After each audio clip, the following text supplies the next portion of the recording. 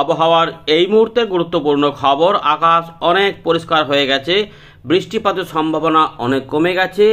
বৃষ্টিপাত শুধুমাত্র উত্তর পূর্ব ভারত এবং সংলগ্ন বাংলাদেশে কিছুটা থাকলেও আগামী 24 ঘন্টার মধ্যেই দক্ষিণবঙ্গ থেকে বর্ষা বিদায় হয়ে যাবে। বিহার, ঝাড়খণ্ড, ছত্তিশগড় সহ উত্তর পশ্চিম ভারতের যেটুকু বাকি আছে সেই জায়গা থেকে বর্ষা বিদায় ঘটে যাবে বলে জানিয়ে দিয়েছে ভারতীয় মৌসুম ভবন। সুতরাং আমরা কালী পূজা পর্যন্ত আশা করা যাচ্ছে যে কোনো বৃষ্টিপাত থাকবে না, এমন পরিস্থিতি পাবো।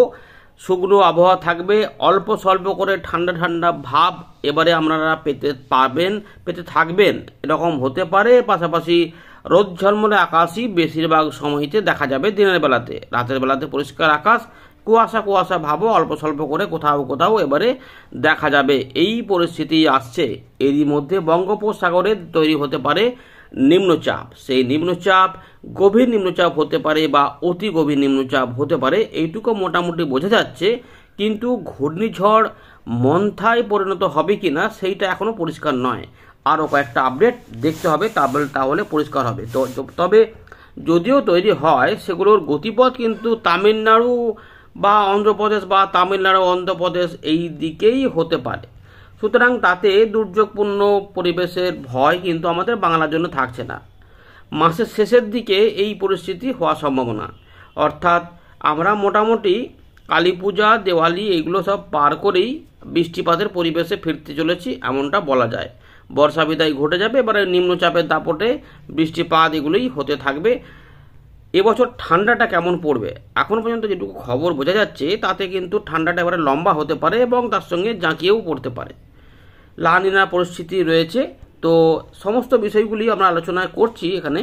আজকে একবার দেখে নিই যে এই মুহূর্তে আবহাওয়া দপ্তর কী বলছে, তারপর আমরা এখান থেকে শুরু করব। আপনারা জানিয়ে দিন যে আপনার এলাকায় আকাশ পরিষ্কার আছে কিনা এবং ঠান্ডা ঠান্ডা ভাব অনুভূত হচ্ছে বা কুয়াশা এরকম পাচ্ছেন কিনা, নাকি ভ্যাপসা গরম রয়েছে, কমেন্ট করে জানাবেন। নতুনরা চ্যানেলটিকে সাবস্ক্রাইব করে রাখুন এবং আমাদের ভিডিওটিকে একটু লাইক করে শেয়ার করে দিতে ভুলবেন না। আমরা এখন দেখে নেব যে ভারতীয় মৌসুম ভবন 12 তারিখ সকালবেলায় যে আপডেটটা দিয়েছে সেখানে কি বলছে।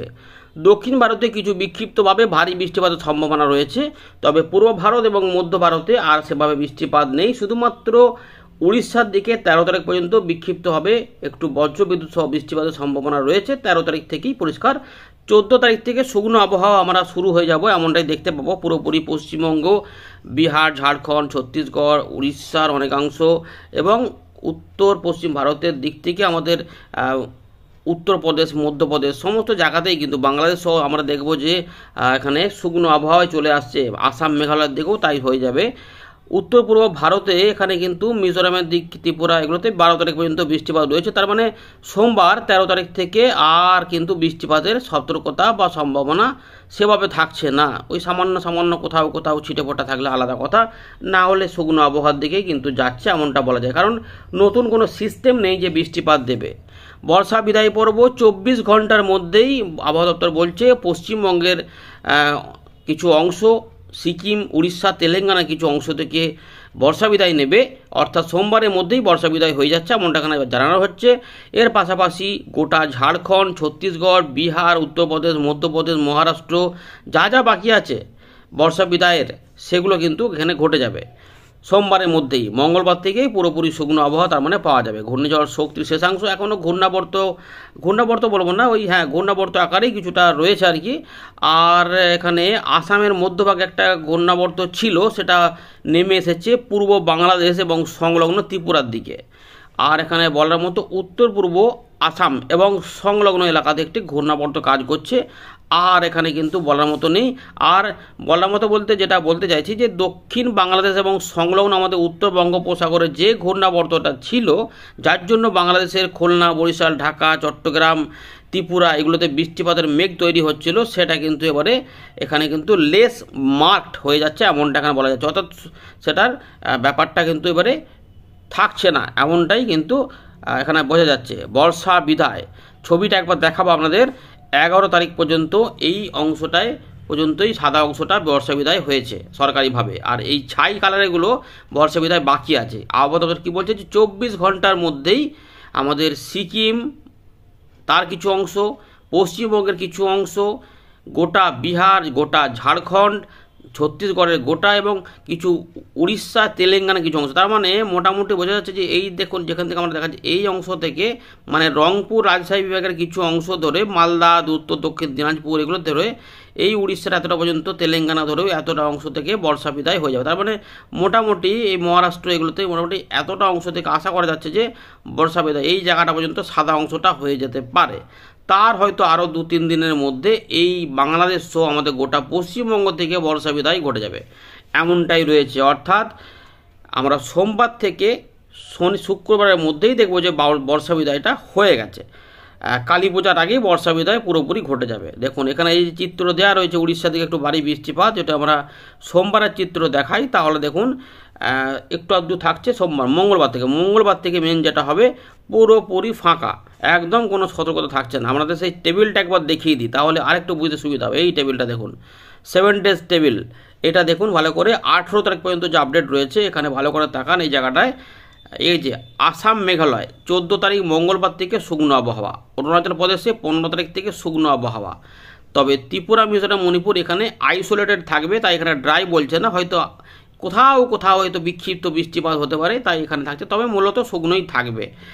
পশ্চিমবঙ্গ মানে আমাদের উত্তরবঙ্গ সিকিম এবং গাঙ্গেয় পশ্চিমবঙ্গ মঙ্গলবার থেকে পুরোপুরি শুকনো থাকবে, যেটুকু টুকটাক মেঘ হচ্ছে সেগুলো আইসোলেটেড ভাবে, তাই এখানে বৃষ্টিপাত না হওয়ারই ধরে নিতে হবে, মানে 95% জায়গাতে বৃষ্টিপাত হবে না এরকমই সম্ভাবনা রয়েছে। উড়িষ্যাতে একটু সামান্য রয়েছে তাই একটু আইসোলেটেড বলা রয়েছে, হয়তো দেখা যায় অন্ধ্রপ্রদেশ সামান্য কাছাকাছি জায়গাতে টুকটাক মাঝে মাঝে হতে পারে বলে এগুলো দেওয়া রয়েছে, নাহলে এটাও কিন্তু ড্রাই বলা যেতে পারে। ঝাড়খণ্ড বিহার উত্তরপ্রদেশ সবই কিন্তু ড্রাই হয়ে গেছে। আমরা ফেরত চলে এলাম উইন্ডির লাইভ স্ক্রিনে। তো আমরা দেখতে পাচ্ছি গোটা দেশের চিত্র পুরোপুরি ফাঁকা, একদম পরিষ্কার, কোথাও কোনো বৃষ্টিপাতের গন্ধ দেখা যাচ্ছে না। মোটামুটি মেঘও অনেক কম, গোটা ভারতীয় সেরকমই দেখা যাচ্ছে, কোথাও ছিটেফোঁটা মেঘ দেখা গেলেও সেগুলো বড় আকারে নয়। শক্তি ঘূর্ণিঝড় যেটা ছিল তার শেষাংশ এখানে ঘূর্ণাবর্তে পরিণত হয়েছে, তার আর এখানে অস্তিত্ব সেভাবে বোঝা যাচ্ছে না, মোটামুটি শেষ। বঙ্গোপসাগরে এবারে কি হবে না হবে এবং আমাদের বাংলার আবহাওয়া পরিস্থিতি কেমন থাকবে সেই দিকে আমরা নজর দেব। তো ইতিমধ্যে আমরা দুটো মডেলে আমরা চেক করে দেখে নেব যে এখানে ঘূর্ণিঝড় নিম্নচাপ কি হতে পারে, তারপর আমরা দুটো জায়গা ক্লিক করে আবহাওয়া পরিস্থিতি উল্লেখ করে দেখে নেব কি কোন দিকে যাচ্ছে, কত তাপমাত্রা এসব হবে। তো ইতিমধ্যে আমরা প্রথমে চলে যাচ্ছি জিএফএস মডেল।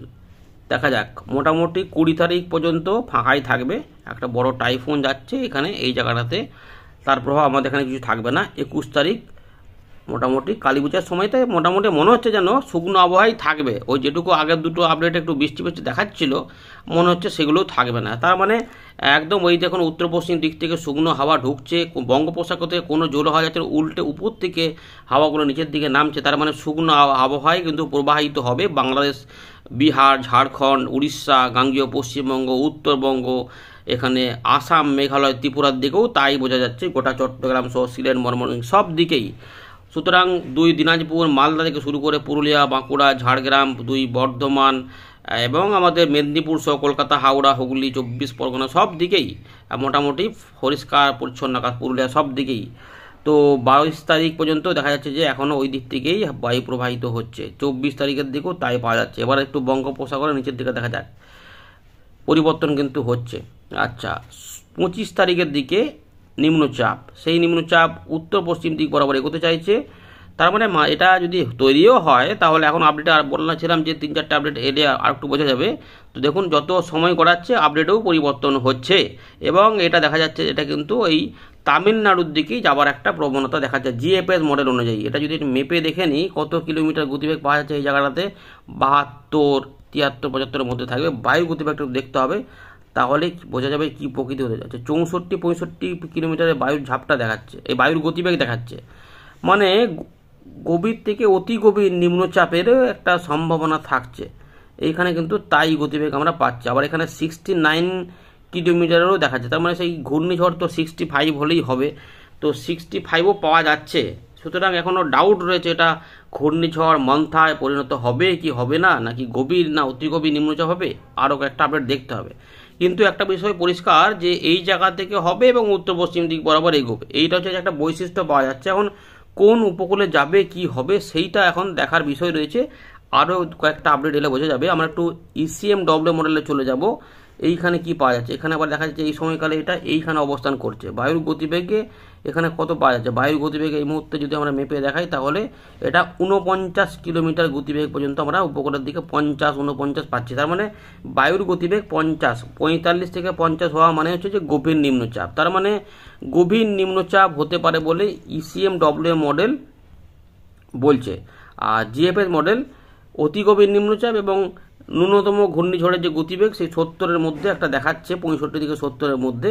সুতরাং গভীর বা অতি গভীর নিম্নচাপের যদি দুটোকে কম্বাইন করে বলি তাহলে বলা যায় যে একটা গভীর বা অতি গভীর নিম্নচাপ অন্ধ্রপ্রদেশ বা তামিলনাড়ুর উপকূলের দিকে আঘাত হানতে চলেছে এই মাসের শেষের দিকে, এমনটাই কিন্তু সম্ভাবনা রয়েছে। জোড়া নিম্নচাপ হতে পারে, আরব সাগরও থাকা রয়েছে, কিন্তু এইটার প্রভাব কি হবে, এটা যদি হয় তাহলে আমাদের বৃষ্টিপাত কি হবে আমাদের এখানে? যেদিকে যাবে সেদিকে তো বৃষ্টিপাত দেবেই, মানে অন্ধ্রপ্রদেশ তামিলনাড়ু বৃষ্টিপাত পাবেই এটার প্রভাবে, কিন্তু এর প্রভাব কি বাংলাতে হবে সেটা আমরা দেখার বিষয় রয়েছে। এখন তো শুকনো আবহাওয়া চলবে 23 তারিখ 24 তারিখ, 23 তারিখের দিক থেকে মেঘলা আকাশ হতে পারে, পরোক্ষ প্রভাব পড়তে পারে এবং হালকা বৃষ্টিপাত হতে পারে উপকূলবর্তী জেলাগুলিতে, উড়িষ্যা, গাঙ্গেয় পশ্চিমবঙ্গ এবং বাংলাদেশে খুলনা, বরিশাল, চট্টগ্রামের কিছু কিছু অংশে, যার মধ্যে চান্স আমরা দেখতে পাচ্ছি এখানে দক্ষিণ 24 পরগনা এবং পূর্ব মেদিনীপুর, এই জায়গাতে তুলনামূলক একটু ভালো চান্স, বাকি অংশে মোটামুটি ওই হালকা টাইপের রয়েছে। লাইট রেনই বলা যাবে, মাঝারিও বলা চলবে না, মাঝারি বলতে গেলে এই জায়গাতে হালকা থেকে মাঝারি হচ্ছে মেদিনীপুর এবং 24 পরগনা এবং উড়িষ্যা, এইটুকু পাওয়া যাচ্ছে 23 তারিখের দিকে। এবার চিত্রটা দেখুন, উত্তরবঙ্গে কিন্তু কোনো প্রভাব থাকবে না, উত্তরবঙ্গ তার মানে পুরোপুরি শুকনো আবহাওয়া নিয়েই বসে থাকবে। আর 25 তারিখ শনিবার যখন এটা আঘাত আনতে চাইছে 25-26-এর মধ্যেও এর পরোক্ষ প্রভাবও তেমন আসবে না, শুধুমাত্র এই দক্ষিণ ভারতকেই প্রভাবিত করতে পারে। তার মানে আমরা গোটা মাসটাতেই ধরে নেওয়া যাচ্ছে যে শুকনো আবহাওয়া বেশিরভাগ অংশেই পাবো। তার মানে কালী পুজো, ভাই ফোঁটা সবই কিন্তু ভালো আবহাওয়া পাওয়া যেতে পারে। চলুন, এটুকু মোটামুটি বোঝা যাচ্ছে, পরে আরও আপডেট তো আসবে, পরিবর্তন হলে সেগুলো তো আমাদের নিয়মিত জানানো হবে। কিন্তু এখন আজকের আবহাওয়া পরিস্থিতি শুকনো থাকবে, এমনিতেই শুকনো রয়েছে, ড্রাই হয়ে যাচ্ছে, ড্রাই আরও হবে। সোমবারের মধ্যে মোটামুটি আরও পরিষ্কার হবে আকাশ পরিস্থিতি, ত্রিপুরা মিজোরামের দিকেও সেভাবে বৃষ্টিপাত থাকবে না, অন্ধ্রপ্রদেশ দক্ষিণ উড়িষ্যা ছাড়া। তাই ওই দিকেই সতর্কতা 13 তারিখ পর্যন্ত দেওয়া রয়েছে, 14 তারিখ থেকে ওই দিকেও আর কিছু থাকবে বলে মনে হচ্ছে না। উত্তর পশ্চিম ভারত থেকে এই পুরো এলাকা থেকে বর্ষা বিদায় ঘটে যাবে মোটামুটি 15 তারিখের মধ্যেই মনে হচ্ছে না ঘটে যাবে, কারণ দেখুন আরও কিন্তু বৃষ্টিপাতের কোনো নেই, 15-16 ম্যাক্সিমাম, 16 তারিখের মধ্যে সমস্ত জায়গা থেকেই বর্ষা বিদায় হয়তো হয়ে যাবে সরকারিভাবে। তারপরে পরে যদি অদল বদল হয় আলাদা কথা, মোটামুটি যা বোঝা যাচ্ছে বর্ষা বিদায় হয়ে যাবে 13 তারিখ শুক্রবার, 17 তারিখ শনিবার, 18 তারিখ, 19 তারিখের দিকে একটুখানি বাংলাদেশের চট্টগ্রাম এবং বরিশাল এই দিকে, একটু ত্রিপুরা বা মিজোরামের দিকে একটু বৃষ্টিপাতের ইঙ্গিত পাওয়া যাচ্ছে এবং একটু মেঘলা ভাব।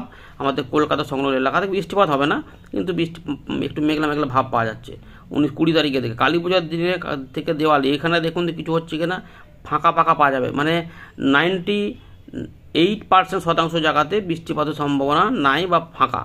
এবারে কোনো পরিবর্তন হলে সেগুলো তো পরে জানানো হবে। 22-23 তারিখের আশপাশ থেকে সামান্য মেঘলা হতে পারে, 23-24-এর আশপাশ থেকে, এদিকে আবার 1-2 দিন কমে যাবে, এরকম ব্যাপার এই রয়েছে আপাতত খবর। সুতরাং দুর্যোগপূর্ণ পরিবেশের কোনো ব্যাপার নেই। এবার একটা জায়গা ক্লিক করে আপনাদের দেখাই, কলকাতাটাই প্রথমে ক্লিক করে নিচ্ছি দক্ষিণবঙ্গের ক্ষেত্রে। তো আমরা দেখতে পাচ্ছি যে শুকনো আবহাওয়া থাকবে, তাপমাত্রা ম্যাক্সিমাম কত হবে আগামী 2 থেকে 3 দিনের মধ্যে, ওই 31 ডিগ্রি থাকবে, সর্বনিম্ন হবে 24 থেকে 23, 14 তারিখের দিকে 23, সকাল 5টার দিকে 23 ডিগ্রি তাপমাত্রা থাকবে, বেলার দিকে সেটা 31 ডিগ্রি চলে যাবে এবং বিকেলবেলা সন্ধ্যেবেলার দিকে 28 থেকে 26 এবং রাতে 22 থেকে 23 থেকে 24 এইরকমই থাকবে। 17 তারিখের দিকে 22 ডিগ্রি নামতে পারে এবং সর্বাধিক 32 ডিগ্রি হতে পারে, এরকম করে চলবে। 19 তারিখ 20 তারিখ থেকে একটু মেঘলা মেঘলা ভাব তৈরি হতে পারে, কিন্তু এখানে যা দেখাচ্ছে তাতে বৃষ্টিপাত সেভাবে উল্লেখ করার মতো নেই। তবে সেটা 23 তারিখের দিকে একটু 5 মিলিমিটারের বৃষ্টিপাত কলকাতার আশেপাশে দেখা যাচ্ছে, সেটা চিত্রটা যদি এইরকম, এইটাই রয়েছে ব্যাপার। একটু উত্তরবঙ্গের দিকে নজর দেব, উত্তরবঙ্গে কোথায় করা যায় না, শিলিগুড়িতে করে দিচ্ছি। শিলিগুড়ি এখন একটু আধটু হালকা মেঘলা মেঘলা থাকবে, কিন্তু শুকনো পরিস্থিতি থাকবে মোটামুটি। 13-14 তারিখ থেকে একদম রোদ ঝলমল আকাশ, সর্বাধিক তাপমাত্রা কত থাকবে 31, সর্বনিম্ন হচ্ছে 22, এখানে 22 পর্যন্ত পাওয়া যাবে। মানে উত্তরবঙ্গ দক্ষিণবঙ্গ মোটামুটি সমানই প্রায় বলা যায়। একটু 1 ডিগ্রি হচ্ছে সর্বনিম্নতে কম, যেমন 25 তারিখের দিকে 21 ডিগ্রি পাওয়া যাচ্ছে এবং সর্বাধিক 31। সুতরাং এই একটা পরিস্থিতি পাওয়া গেল, আপনাদের জানিয়ে দিলাম। আশা করি আপডেটটি ভালো লেগেছে। ভালো লাগলে একটা লাইক করে দেবেন এবং শেয়ার করে দেবেন। এর পাশাপাশি নতুন হলে চ্যানেলটিকে সাবস্ক্রাইব করে রাখুন। ধন্যবাদ।